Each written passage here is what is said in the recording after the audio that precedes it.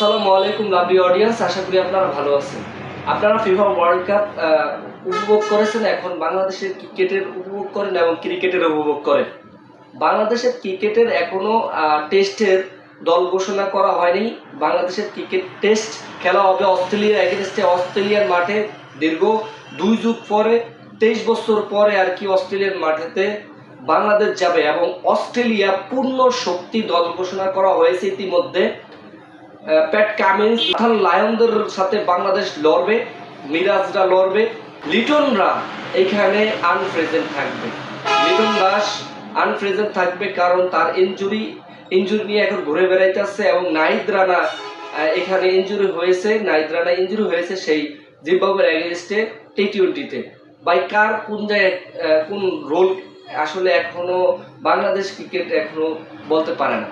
তো তারা গতিশীল একজন বলারকে রিল্যাক্সে না রেখে তাকে দিয়ে খেলিয়ে দেয়।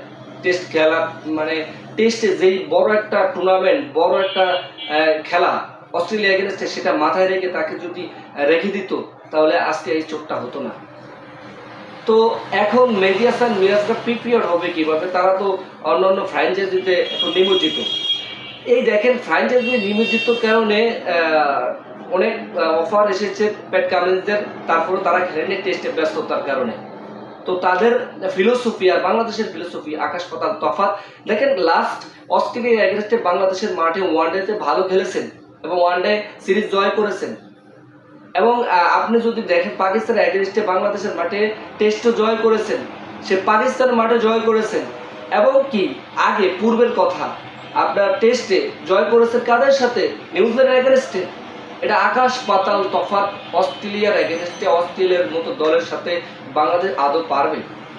এখন সেটা নিয়ে সন্দেহান। 2টি টেস্ট খেলা হবে। প্রথম টেস্ট হচ্ছে 13 তারিখ থেকে 17 আগস্ট এবং এই টেস্টে আসলে বাংলাদেশ কিরকম খেলবে সেটা নিয়ে আপনাদেরকে ধারাবাহিকভাবে জানিয়ে দেব। বাংলাদেশের প্রিপেয়ার কতটুকু হয়েছে সেটা নিয়ে আপনাদেরকে জানিয়ে দিব। ভাই, আসলে বাংলাদেশের পূর্ণ শক্তি ঘোষণা করতে হবে, দল ঘোষণা করতে হবে এবং ভালো প্লেয়ারদের প্রিপেয়ার হতে হবে। প্রিপেয়ারটার আগে দেখি পুরাই ইনজুরি, এক একজনের ইনজুরি নিয়ে ঘুরে বেড়ায়। বাংলাদেশের ক্রিকেটের মানে এক সময় ভালো খেলে আর এক সময় একবারে পুরো ডেবে যায়। যাই হোক, আপনাদেরকে জানিয়ে দেব এবং শুভকামনা থাকবে টিম বাংলাদেশের জন্য, টেস্টের জন্য। আর কিভাবে শুভকামনা জানাবে? লাস্ট আপনি যদি বলেন জিম্বাবুয়ের এগেইনস্টে টেস্টে হার, ওয়ানডে হার, টি20-তে কোনো রকম জিতছে ভাই। এইভাবে খেললে বাংলাদেশের অস্ট্রেলিয়া এগেইনস্টে অন্তত পক্ষে ফরেন কান্ট্রিতে পারা লাগবে না। যদিও আপনার দল ঘোষণা যেহেতু করতে হবে, ভালোভাবে করতে হবে।